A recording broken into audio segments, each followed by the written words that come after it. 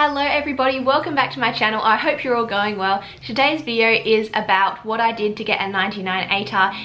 I'm kind of making like a series on what I did to get a 99.5 ATAR, and this video specifically is on note taking because I get asked so many questions about note taking, and I have so many videos on my channel already about note taking. I have videos on how I take notes for each of my subjects specifically, and then I also have videos like flipping through my notes for each subject. I just have so many videos on note taking, but I keep getting questions on it, so that's what this video is about. I'm just gonna take I always make the mistake of filming with socks on, so I've gotta like take them off because they make me hot. I always get hot when I'm filming. Anyway, so today's video, yeah, is about how I took notes during year 11 and 12 ATAR. So the subjects I did was maths methods, maths specialist, economics, English, chemistry, and physics in year 11. And my notes for all of those subjects for both year 11 and year 12 are available for sale. So if you would like to purchase any of those notes, then please either email me at tiachitty17@gmail.com or DM me on Instagram at tia.chitty, and like more details about that will be in the description box down below. Two things before we start. Number one is raining right now, so if you can hear noise, that's what it is. Number two, I just washed my hair, so it's drying, so that's why it looks weird. And I'm leaving for a party in like an hour, and I want to try and film and edit this video and upload it before I leave. So not really sure if that's gonna happen, but you know, it's okay. We will just get started. Okay, so right, let's start from the very beginning. Okay, so in class, this is like the very start of my note-taking process. It starts in class when the teacher teaches you the content and you've got your little notebook in class. I just had an A5. I don't know why it was A5. Really, it could have just been A4, but it was A5 because I'm a bit quirky like that. I had an A5 notebook, and I would just write down, as the teacher was teaching us the content, I would just write down what they were saying. I would just write down like really roughly. It didn't have to be like in any specific format or anything. I would just kind of jot down what the teacher was saying, jot down the main points, and I didn't worry about making it neat or anything. I just really just jotted it down in my notebook, and then when I came home, I get asked if I rewrote my class notes at home. Yes, I definitely rewrote my class notes at home. So I just have like rough stuff from class, and then I would come home, and what I would do is so for the things that we learned that day, so say for chemistry and we were learning about naming organic compounds, what I would do is I would come home and I would get the class notes that I'd written during class on naming organic compounds. Then I would also get, I would get all of the chemistry textbooks that I had, which was not that many, it was like 2. So I'd get my chemistry textbooks, and I would look in both of them for the section in that textbook on naming organic compounds, and any other resources that I had. Basically, I would gather all of the resources I had on naming organic compounds, and I would look in each one of them what they said about naming organic compounds. And basically then I would start writing my notes. So these notes are the good copies of my notes. They're the ones that I'm selling, if you guys want to buy them. They're like the good copies that I would use to study throughout the whole year. I would just start writing them as soon as we started like learning something in any subject. Like I didn't wait until the end of the topic to write them. I would write them as we were going through the topic. So yeah, I would like gather all of my resources and get like all of the information on that topic that I could, or like not on that topic, on the like specific part of that topic. So I would get all the information on naming organic compounds that I could, because sometimes one textbook will say something that none of the other textbooks have said and that your teacher didn't say in class, and it's something quite useful to know. So it's just good to have like as much stuff on that thing as you can, and then I would just write notes on that little part of the topic.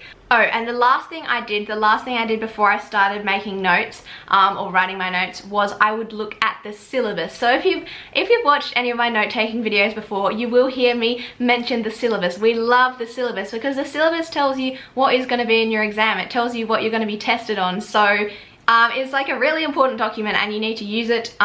So what I would do is I would open the syllabus.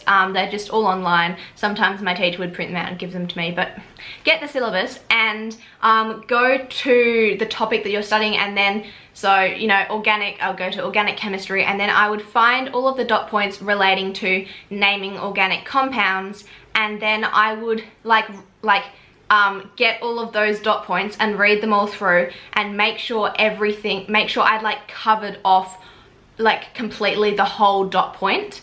So if there was like 3 dot points, I would make sure every single dot point I'd covered off completely, like either in class or from a textbook. And if there was any part of any of the dot points for that subtopic that I hadn't covered yet, that I hadn't seen yet, then I'd make sure the next day to go and see my teacher and ask them about that specific part of the dot point, because like you want to have covered off absolutely all of the dot points and all of the parts of the dot points as well. So I'd just go to the syllabus and make sure that I had covered off like all of the parts of the dot points that related to that subtopic, and normally I had.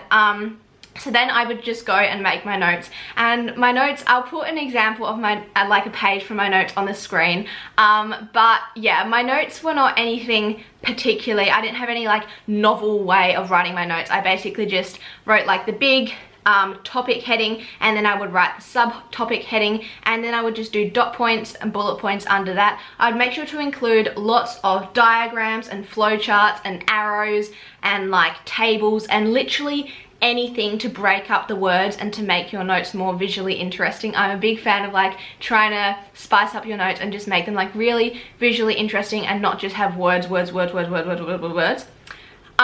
yeah, I would just, yeah, so you can kind of see, I'll put an example on the screen so you can kind of see what I did.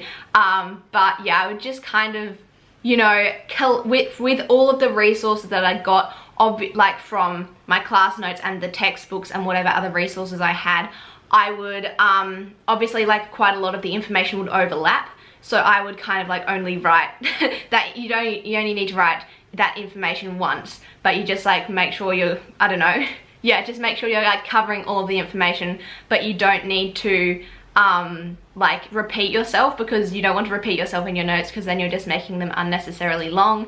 So yeah, basically I would just go and, I don't know, write my notes in the order that made sense to me, and yeah, making sure to include lots of stuff to make it visually interesting. And yeah, once I'd finished writing or drawing or whatever, all of the stuff for that day, I would just leave my notes there. I didn't highlight my notes until the end of the topic, because I found what worked really well for me was I would write my notes as I went through the topic, and then at the end of the topic I would go back through all of the notes that I'd written and highlight them all. And by going through them again and highlighting them, it would like give me a refresher on like all of the stuff that I'd learnt throughout the topic, because by the end of the topic sometimes the stuff you learnt at the start is a bit rusty, so it would be good to kind of go through them again and highlight them. So yeah, I would do the highlighting at the end of the topic. So yeah, each night I'd come home and for all of my subjects I would just write notes in that way. It sounds like it takes a really long time, but it really doesn't take that long. Like it would just take me like maybe 10 or 15 minutes for each subject, and sometimes in a subject we hadn't learnt anything new that day, so I wouldn't even be doing it for every single subject each night. So it really does not take all that long. But yeah, that is how I would write my notes. I've just got my little flashcard with my notes for this video. Yeah, that is how I would write my notes as I went through the topic. Then when we got to the end of the topic, I would have a full set of notes for that topic. And what I would do then is I would go to the syllabus document. We go to the syllabus again, and as I went through the topic, making the notes through the topic, once I had covered off a dot point, I would like tick it or cross it off or whatever. So I would go back to the syllabus and see if there was any dot points for that topic that I hadn't ticked off or that I hadn't crossed off, and that would mean that they were not covered in my notes. And so I'd look at those dot points, and if I kind of like, if I understood what they were, and understood, you know, what they were asking and stuff, I would just like put that information into my notes at the end of my notes. But if we hadn't really covered them in class and I didn't know what they were about, then I would go and see my teacher the next day and make sure I understood what the dot point was asking, and then I would include that in my notes at the end. And then once my notes had included all of the dot points, all of the dot points would be crossed off the syllabus, and that would kind of be my notes. And then I would be really confident that my notes covered everything that was in the syllabus, and therefore they covered everything that I could possibly be asked in an exam or in a test. And then, like I said, I would go through and highlight all of my notes and kind of colour in the diagrams and just, you know, put a bit of colour on there, because colour is a really important part of your notes, and that would kind of be a refresher for me of all of the information. And then I would obviously study the information, learn the information, do all of the other stuff that I talked about, how I studied in my how I studied to get a 99 Atar video, so I'll link that up here and also in the description box down below, because that covered like all of the different study techniques that I did, but this is just focusing on note taking. So after I'd studied for a bit or like a day, I would then condense my notes. So I am going to make a full video on how to condense your notes, because someone asked me, because if you've watched any of my videos before, again, you will know that I'm a really big fan of condensing your notes. I found that study method like so helpful, because it helps you, it like forces you to focus on the really important information, and because you're like condensing it all onto one page, you can see how the whole topic like links and interrelates together. So yeah, it's like the best study method in my opinion. But yeah, so I'm gonna make a full video on how to condense your notes, because it is a skill you have to refine over your years of making and condensing your notes, and I feel like I'm pretty good at it now just because I did it like all the time with all my subjects.